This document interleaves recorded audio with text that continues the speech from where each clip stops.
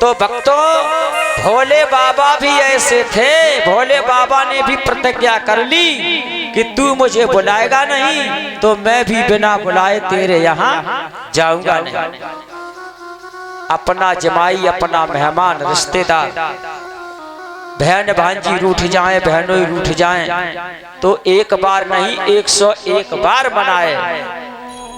क्यों कि हम अपनी बहन बेटी को दे करके रिश्ता बनाते हैं और तोड़ने के लिए तो पल मात्र में रिश्ता टूट जाता है। जिस घर में बेटी आती है तो बेटी दो दो कुलों को चलाती है, दो दो कुलों की शान होती है। कहते हैं कि अगर लड़की समाज में गलत चल जाती है तो दोनों कुलों की शान चली जाती है, नाक कट जाती है। और बेटी अगर लक्ष्मी निकलती है, बेटी अगर समाज में अपने माता पिता का नाम रोशन करती हैं तो वही कल्पना चावला, प्रतिभा पाटिल, मायावती बनकर के देश की रक्षा करती हैं। बेटियां बेटों से किसी भी क्षेत्र में कम नहीं है।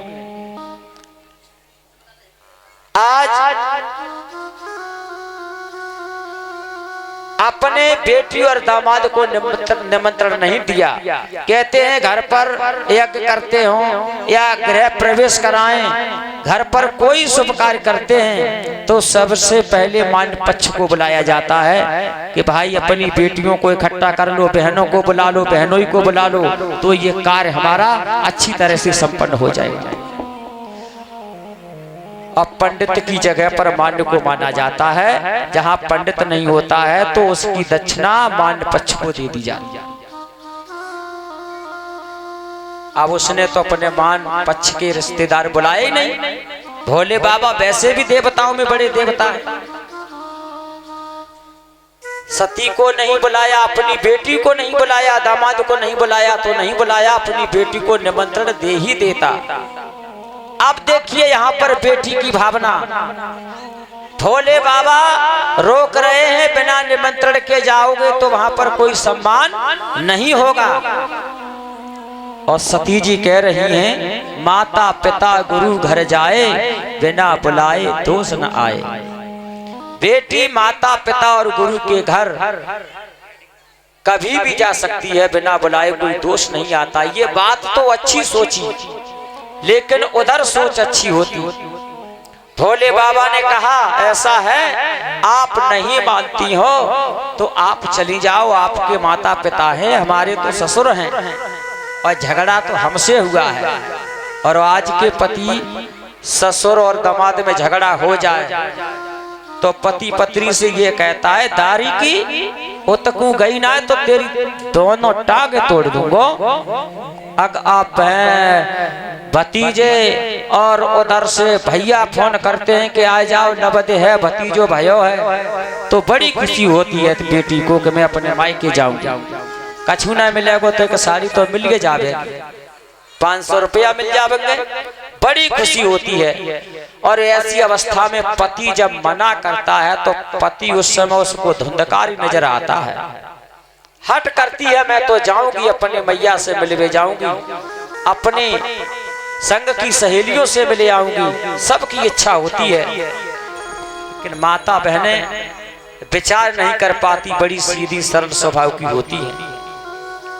भोले बाबा समझा रहे हैं, आप ना जाओ, वहां पर अनादर होगा, तब तुमको बहुत पछताना होगा। सती बार बार कहती हैं, क्या बोली है बेटा हर्ष?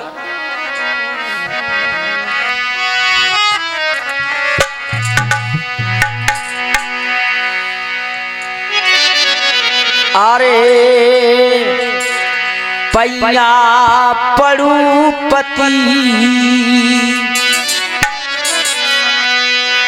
और शिवसों कहे सती, बालम मोई माई के भेजबैयो।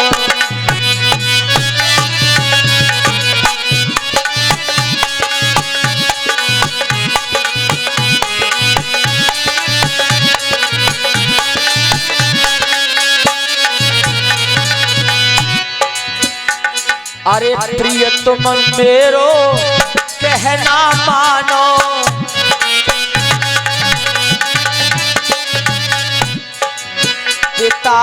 यज्ञ में हम क्यों जानो बेटा।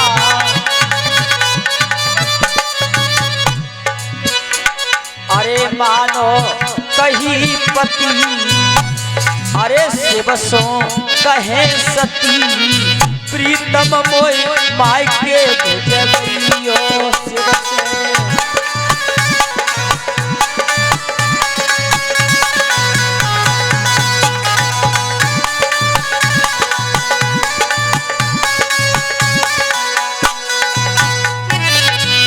भोले बाबा बोले ये हमारे पास तो एक ढूंढा नादिया है, कोई वाहन नहीं है मेरे पास, इस पे बैठ जाओ और चली जाओ। लेकिन एक बात ध्यान में रखना, आदर नहीं होइगो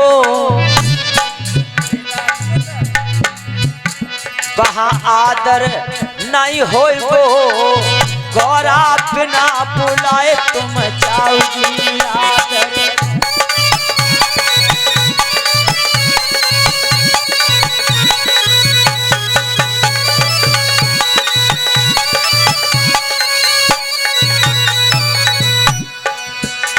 अरे नाम निशान नहीं वहाँ मिलेगो,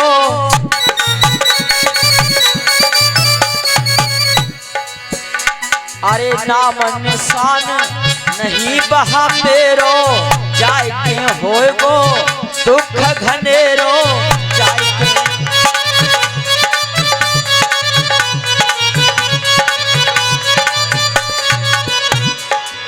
परीक्षित महाराज ये जो चौकियां लगाई गई है ना, ये चौकियां वास्तुवेदी 64 योगिनी 33 कोट देवी देवताओं की चौकियां हैं। जब यज्ञ होता है तो सभी देवता आकर के इन्हीं चौकियों पर विराजमान होते हैं और एक एक देवता की आहुति चढ़ाई जाती है, एक एक देवता की आहुति चढ़ाई जाती है। उस भोज्य सामग्री को देवता लोग ग्रहण करते हैं और इन चौकियों पर अगर भोले बाबा का स्थान नहीं हो तो ये पूजा बिना भोले के, राम के बिना शंकर अधूरे, शंकर के बिना राम अधूरे, पूजा अधूरी होती है।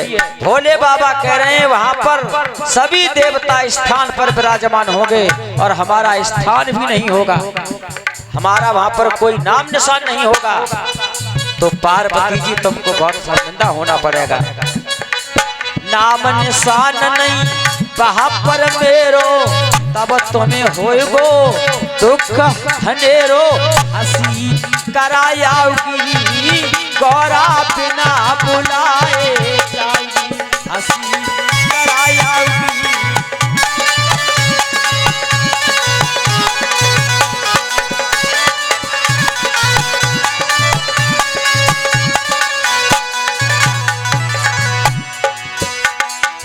तुम्हारे पिता ने यज्ञ रचाई हमको पाती नहीं पठाई हमको,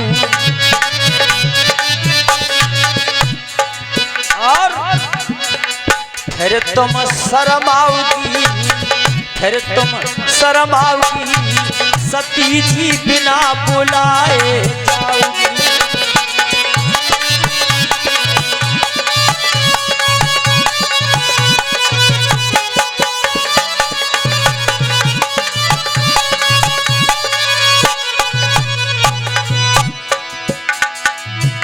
अरे देश देश के भूप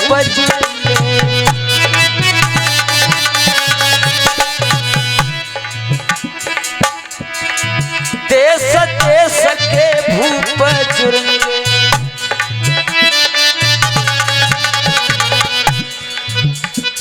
नीचे देखियो परीक्षित महाराज को आएगो। भोले बाबा को नंदी तो ना आएगो, उनको सरकार बाबन की चल रही है। हम तुम पूना नजरे पड़ेंगे,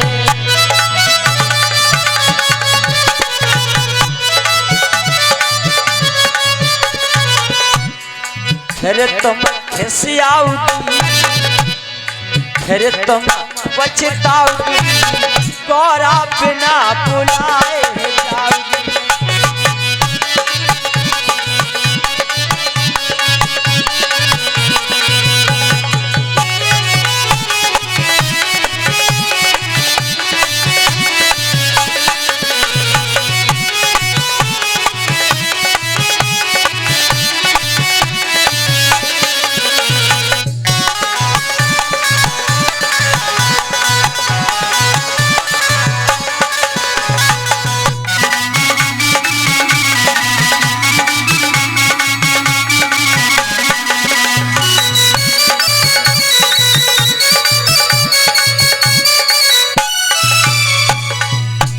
शंकर भगवान की।